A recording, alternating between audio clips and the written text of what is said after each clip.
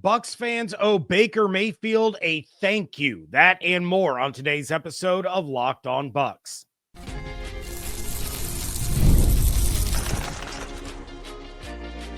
You are Locked On Buccaneers, your daily Tampa Bay Buccaneers podcast.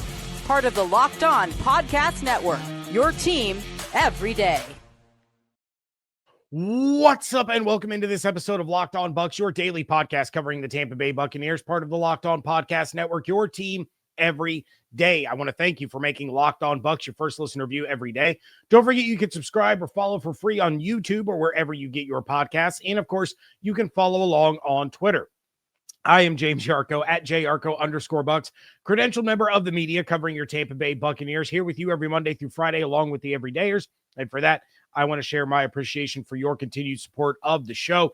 One of the ways you can support the show is become a Locked On Bucs insider. You're going to get news, rumors, updates, general thoughts, one-on-one conversations with me via text message. Go to joinsubtext.com/LockedOnBucs or click the link in the show notes to become an insider today. This episode is brought to you by Game Time.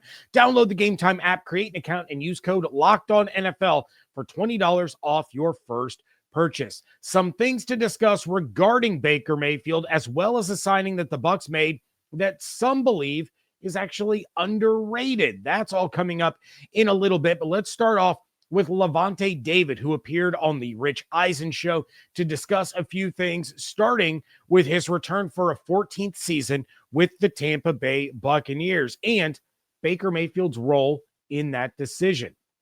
Eisen asked Lavonte why he decided to come back, and Lavonte said, quote, "I believe this past year was the most serious I've been about whether to play or not or to retire. Just a lot of different factors, added up to me coming back. Obviously, the Bucs really wanted me back, and they were able to give me my time to think about what I want to do, whether I want to come back or retire.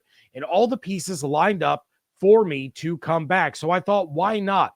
I still feel great. I still love the game of football."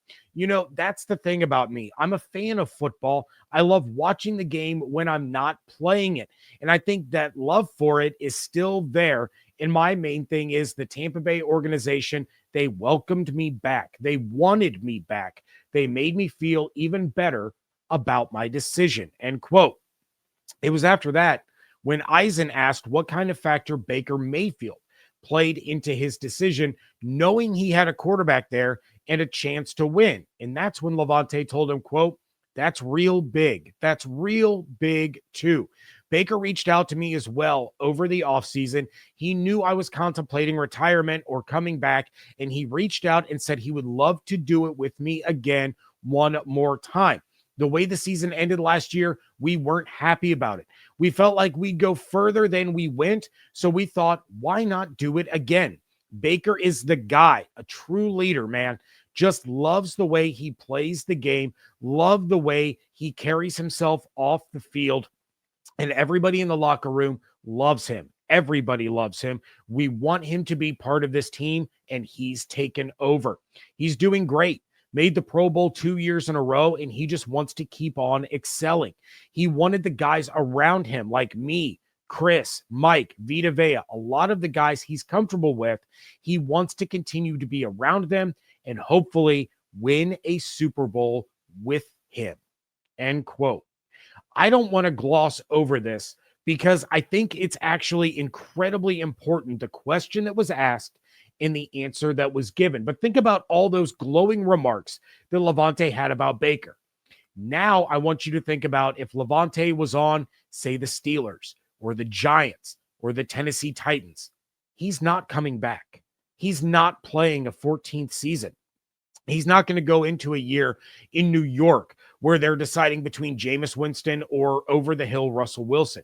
He's not suiting up in Pittsburgh, waiting on whether or not Aaron Rodgers is going to play again and probably be borderline mediocre at best like he was last season for the Jets.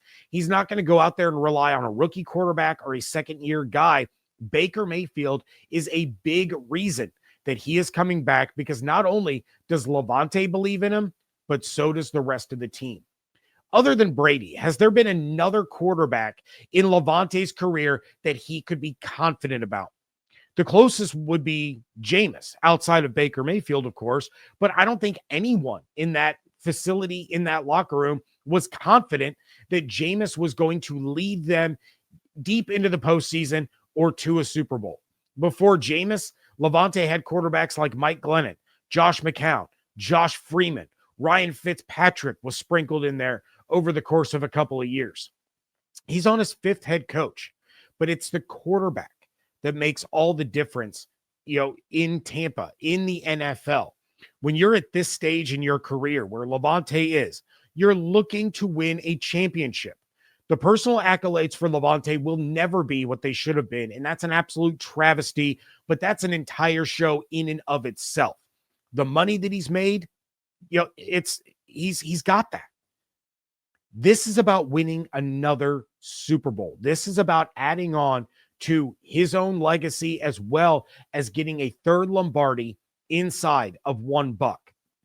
He's not returning to Tampa if he doesn't believe that that's a possibility. And we all know that you can't win a Super Bowl without a quarterback. This is the impact that Baker has on the team. Lavonte said it. Everybody loves him. He's taken over. He wants the guys around him to have success with him. He wants these guys to stick around and be part of something special together. Lavonte, Godwin, Evans, those guys are not coming back if they don't believe that they have a quarterback in that locker room, in that huddle, on that field that can win a championship. They're getting to the stage of their career where that's what matters the most. Otherwise, it's not worth putting your body and your health on the line anymore. Take the Chris Godwin situation. If he felt like he couldn't win a Super Bowl in Tampa with Baker Mayfield as his quarterback, he's not turning down $30 million a year to go to New England. So while Lavonte didn't come out and just flat out say, yeah, Baker's the reason I decided to come back for another year, he basically told everyone exactly that. He loves this organization, but this was the closest that he's come to walking away from the game of football. But he believes in Baker, and he wants to be part of a team that certainly performs better than the one last year did in the postseason. So, as I said at the top of the show, Bucs fans owe Baker Mayfield a huge thank you, because if Baker Mayfield is not suiting up for the Buccaneers, there's a very high likelihood that Lavonte David has retired from the NFL and is not playing in his 14th season as he reaches his mid-30s. Maybe he's going to play for Washington and he's lining up next to Bobby Wagner. Maybe he's going to play for the Chiefs. Maybe he's going to play for the Bills. He's going to go somewhere that has a quarterback that he believes can win a Super Bowl. But he's got that quarterback in Tampa right now. And I'm going to talk more about that because speaking of Baker, he is continuing to impress as one of the top quarterbacks in the NFL. That is next on today's episode of Locked On Bucs, part of the Locked On Podcast Network, your team every day. Imagine watching your favorite team live, feeling the energy of the crowd and witnessing unforgettable moments. There's nothing like experiencing a big game in person. Getting tickets should not be stressful. That's where Game Time comes in, making it easier than ever to grab last-minute seats at unbeatable prices. Game Time Picks curation makes it easier to find better value for tickets to sports, concerts, comedy, theater, and more.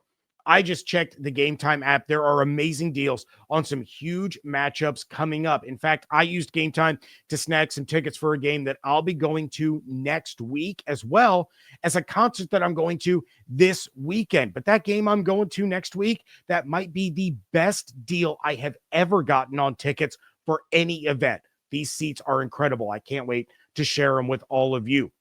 So take the guesswork out of buying tickets with Game Time. Download the Game Time app, create an account, use code LOCKEDONNFL for $20 off your first purchase. That's LOCKEDONNFL for $20 off. Download Game Time today. Last minute tickets, lowest price guaranteed.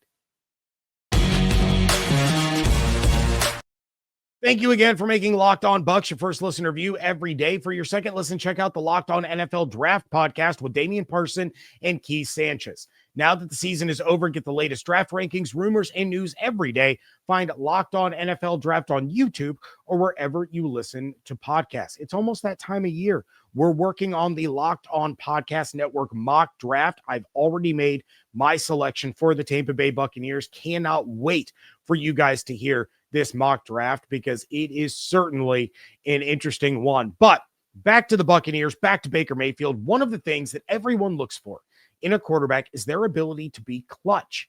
Whether that's manufacturing a 2-minute drill to set up a game-winning score, converting on a key third down late in the game to ice it, hitting a tight window to keep the sticks moving when you have to answer a scoring drive from your opponent. We all talk about guys that are clutch. Obviously, Tom Brady is atop the all-time list. He's the clutchest of the clutch quarterbacks to ever play this game. But then you have guys like Patrick Mahomes in today's NFL. You have Peyton Manning. You have prime Aaron Rodgers, Brett Favre, Drew Brees, even Ben Roethlisberger had that clutch gene in him. These are all guys that have had postseason success. These are all guys that have won at least one Super Bowl. And no matter the situation, you knew watching those guys take the field that their team always had a chance because of the guy that was throwing the ball. Baker Mayfield is becoming one of those guys in Tampa. Last season, Baker was the best quarterback in the league at converting on 3rd and 10 or more, getting a first down on 34.7% of attempts. Just over a third of 3rd and 10 or longer were converted by Baker Mayfield. Those are the drives that should have been stopped, that should have resulted in a punt, should have given the opponent the ball back, but instead, Baker was the best quarterback in the entire NFL at giving his team new life. The closest quarterback to him, that was Joe Burrow of the Cincinnati Bengals with a success rate of 27.9%. So almost a full 7%. Baker was up over a third of conversions there, while Joe Burrow was hovering just over a quarter. Baker was light years ahead of the rest of the field when it came to those situations when the Bucs needed that big conversion. And think about this. The fact that Baker did that for over a month without Evans and or Godwin, relying on two of the best wide receivers in the NFL in those key moments, he was still able to convert. This is why we talked about the impact that Baker had in the last segment and why players love him. He always gives the Bucs a chance, no matter the situation. Now, he still has a little too much gunslinger in him, and he takes those big risks, and sometimes it backfires, results in those interceptions, but that's just who he is. With Baker Mayfield, much like some of these other quarterbacks, like the Brett Favres, like the Jameis Winston's to a certain extent, you have to take the good with the bad when it comes to Baker, because if you try to stomp out those risky throws, if you try to negate those ballsy decisions that he makes, then you lose this conversion rate. You lose that dog that's in Baker that is able to say, I got this. I can take the risk. I'm going to make something happen. What we need to see now is the next step in Baker's clutch evolution. 5 losses last year came in 1-score games. Even swinging less than half of those, because you can't really split an odd number of games into wins and losses. But let's say they go 2-3 in those games. Well, now the Bucs finish the season 12-5. If you have Baker find that clutch gene, the rest of the clutch gene, I should say, and win all 5 of those 1-score games, the Bucs are 15-2, and they're the number 1 seed in the NFC playoffs with a first-round bye and home field advantage because they have the head-to-head tiebreaker with the Detroit Lions. And you're doing that with one of the worst defenses in the NFL in 2024. And that's what I think some of the remaining detractors don't seem to understand about Baker or how good he's been. Because believe it or not, there are still people that hate Baker Mayfield, that they don't like him as the quarterback of the Buccaneers. Some people think Kyle Trask should be starting. Some people think that they should draft a quarterback. Whatever the case may be, there are still some people that say, no, Baker's not good enough. He's never going to win a Super Bowl. He's not going to get this team over the hump, yada, yada, yada. Winning 10 games, getting the 3 seed in the playoffs, and doing it with one of the worst defenses in the league across the board. This team could have folded like a cheap tent, but instead they win 6 of their final 7 games and end up winning the NFC South yet again. And they did it all on the back of an offense that was missing one of their most vital pieces. While Grizzard's offense won't be identical to what Liam Cohen ran last year, it's certainly going to be close enough to warrant the belief that there are going to be improvements across the board. Now, Baker himself already improved from year 1 to year 2 with the Buccaneers, and he did that with 2 different offensive coordinators, 2 different play callers, 2 different schemes. The final step for Baker in getting the Bucs where they need to go is taking that clutch percentage that he showed on 3rd and 10 or more and implementing it into other aspects of his game, not making the bad pass to turn the ball over, not getting sacked inside of 2 minutes and putting them behind the sticks and the clock. You have Bucky Irving and Jalen McMillan with another year of development. They are going to start off much hotter than they did last year. You have Mike and Chris being Mike and Chris. You have Cade Otton and Payne Durham emerging last year as a really reliable tight end tandem. Plus, we saw flashes late in the year with Otton down from Devin Culp. So the sky is the limit for this team, but it's all about Baker taking the next step. He has taken giant leaps from his last year with Cleveland, the lost year split between Carolina and the Rams, and where he is today. I broke it all down a couple of weeks ago, talking about when Colin Cowherd was talking about how the Bucs were getting old and, all this nonsense and how he hates Baker and all this stuff. Baker was one of the best quarterbacks in the NFL in every available metric outside of too many interceptions.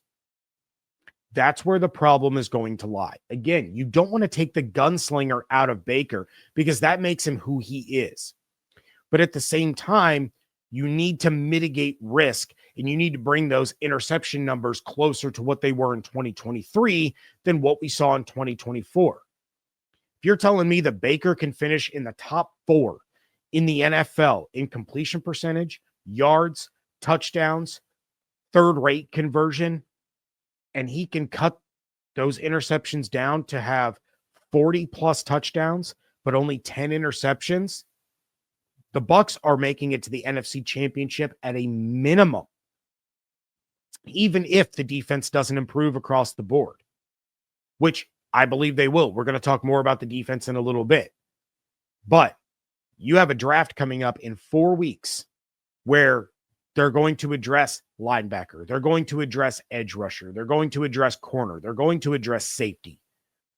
They're probably going to address the defensive line and add somebody else into that rotation. So the defense will improve. Hopefully, knock on wood, you get a little bit of injury luck because the Bucs haven't had any of that over the course of the last couple of years. You need a little injury luck in order to get to where you need to go. You can't have your corners and your safeties and your linebackers dropping like flies, because that's what really did the Bucs in. Their offense was able to overcome the injuries because of how good everyone was. You're bringing that whole crew back. The offensive line is back, the quarterback, the running backs, the wide receivers. You might even add a wide receiver to replace Trey Palmer, who hasn't quite lived up to what he needs to be. But even if you improve the defense marginally, all of a sudden this team is right up there with the Lions, with the Eagles, with the Commanders as the class of the NFC. And it's going to be those teams battling it out in January for a trip to Super Bowl. What is it? It's going to be Super Bowl 60. You just need a little bit more of an improvement out of Baker Mayfield. And if anybody can do it, if anybody's motivated enough, if anybody works hard enough in order to make that step, it's going to be Baker Mayfield. The Bucs apparently made an underrated signing in free agency. That is coming up next on today's episode of Locked On Bucs.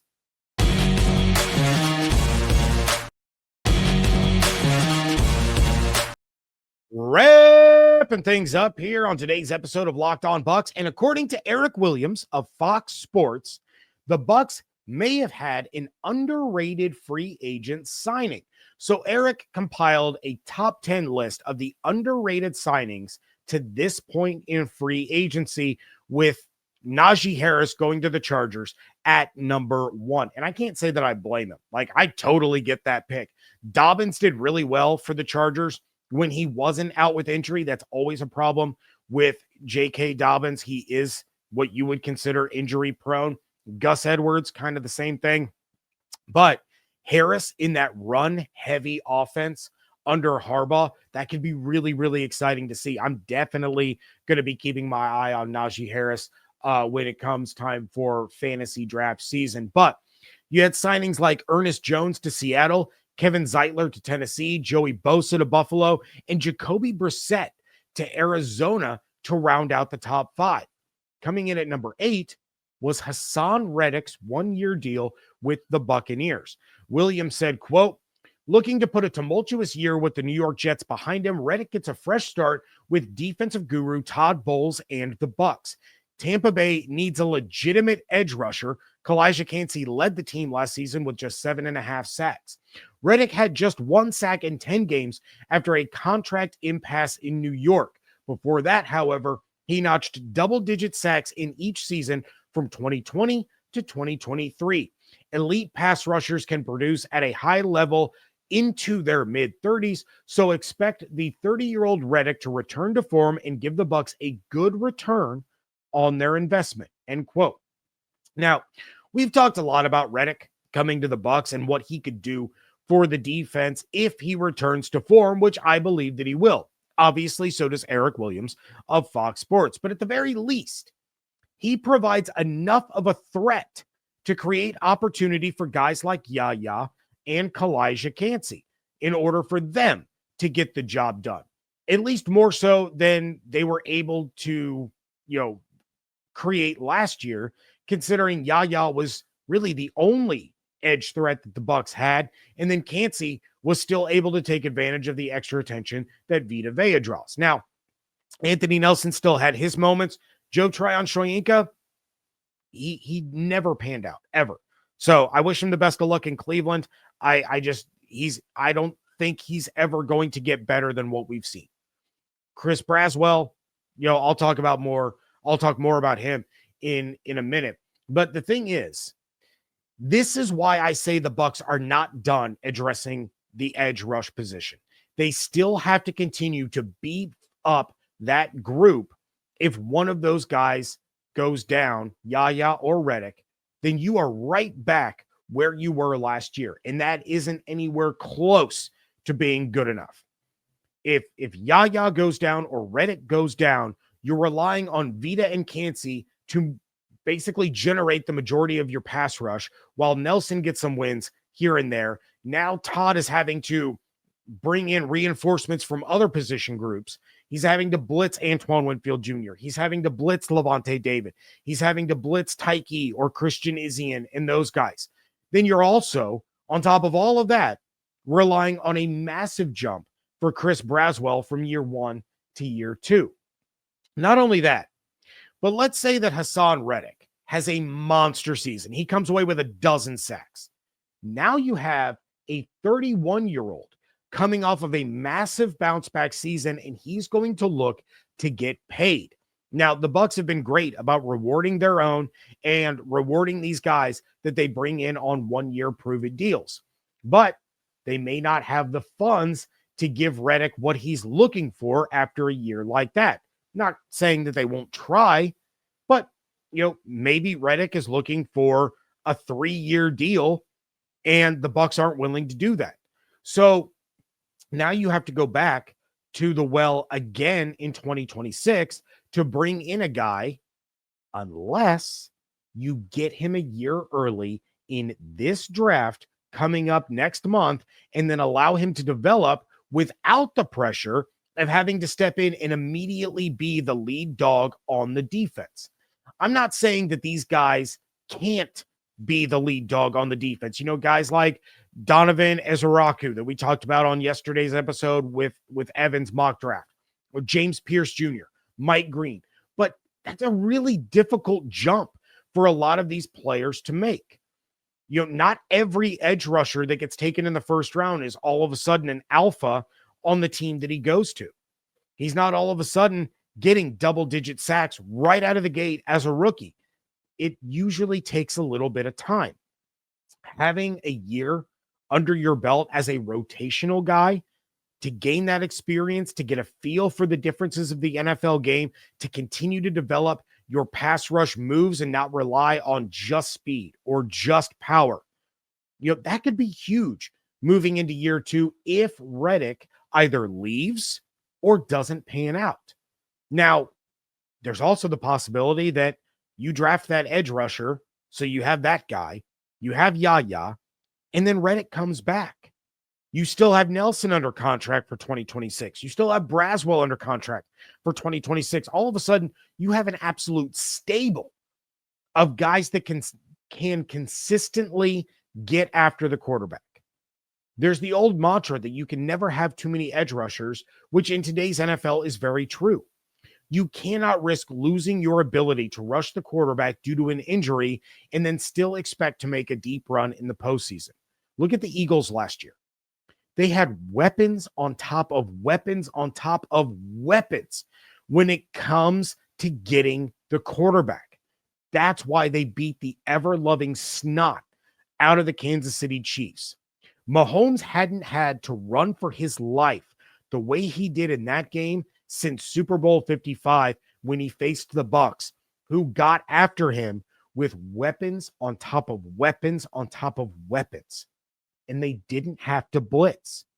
Neither did the Eagles. When you had guys like Vita, like Sue, JPP, Shaq Barrett, these guys that were pinning their ears back and getting after Mahomes on each and every snap, that's what led to the Eagles' success in the Super Bowl. That's what you have to build. And it takes time. And it sucks that the Bucs had to kind of take that step back on the defensive side of the ball when that's Bowles' bread and butter, right? He's an incredibly intelligent defensive coordinator and defensive mind. But as the head coach, he's had to deal with tons of injuries. He's had to deal with retirements. He's had to deal with a lot of those key pieces leaving. There's two things that you have to have in today's game. You have to have a quarterback that's more than just a game manager.